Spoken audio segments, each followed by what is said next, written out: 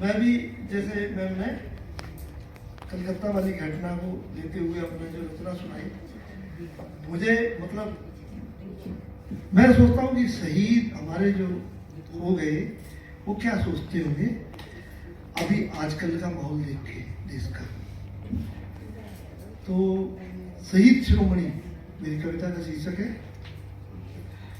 शहीदों को सोचते सोचते मैं सो गया, सपने में बवाल हो गया। सपने में बवाल हो गया, केसरिया बाना, सफेद दाढ़ी और सफेद बाल, बहुत बुजुर्ग चेहरे पर चमक और झुर्रियों वाली खाल। और झुर्रियों वाली खाल, अकेले अकेले घर ना परिवार, देखने में असाधारण, आंखों में चमक लिए मुझे मिले एक सरदार। जैसे ही मेरे नजदीक आए, सूर्य के समान प्रताप लिए मुझे एक साथ कई किस्से सुनाए। बहुत प्रभावी बोलचाल, स्वाभिमानी चाल ढाल, लग रहे थे सभ्यता की पूरी मिसाल। उनकी उपस्थिति की अनुभूति थी बेमिसाल। मेरे रोम रोम खड़े हो गए। उनसे पूछा सिर्फ एक सवाल, बाबा जी आप कोई संत हो, फकीर हो या कोई भगवान, कृपया बताएंगे अपना नाम, कृपया बताएंगे अपना नाम। बोले बेटा नाम जानकर क्या करेगा, बेटा नाम जानकर क्या करेगा, क्या मेरा नाम लेकर तू भी अपना घर भरेगा।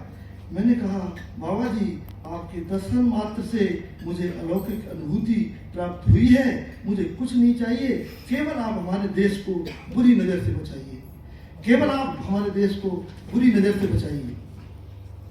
देश बचेगा तो हम भी बचेंगे, विकास का कोई फार्मूला बताइए। इस भारत भूमि से भ्रष्टाचार मिटाइए, इस भारत भूमि से भ्रष्टाचार मिटाइए।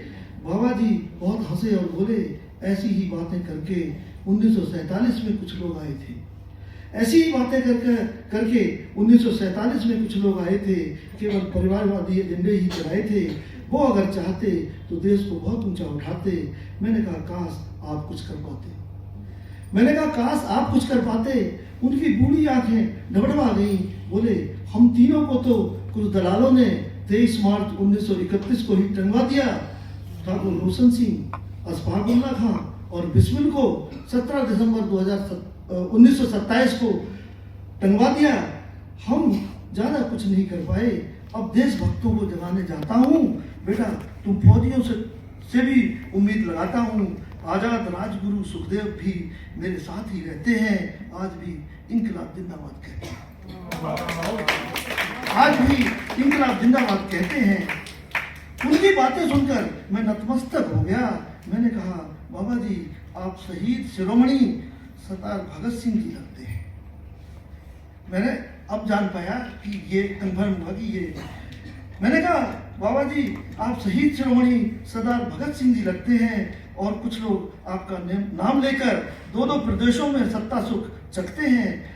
वे दुखी होकर बोले मेरे नाम से, मेरे नारे से, भारत माँ के जयकारे से दिल्ली और पंजाब में सत्ता पाए हैं। मेरे नाम से, मेरे नारे से, भारत माँ के जयकारे से दिल्ली और पंजाब में सत्ता पाए हैं, लेकिन अपने वादे पर खरे नहीं उतर पाए हैं, लेकिन अपने वादे पर खड़े नहीं उतर पाए हैं। छल कपट से आ गए, जनता का माल खा गए। मैंने कहा महाराज देश कैसे बचेगा।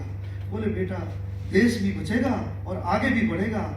इनका खाया सब उगलवाएगा, कोई बहादुर फिर शहीद होने आएगा। हम सारे शहीदों का उस पर आशीर्वाद रहेगा। पूरा देश उसे शहीद शिरोमणि कहेगा, शहीद शिरोमणि कहेगा। जय हिंद।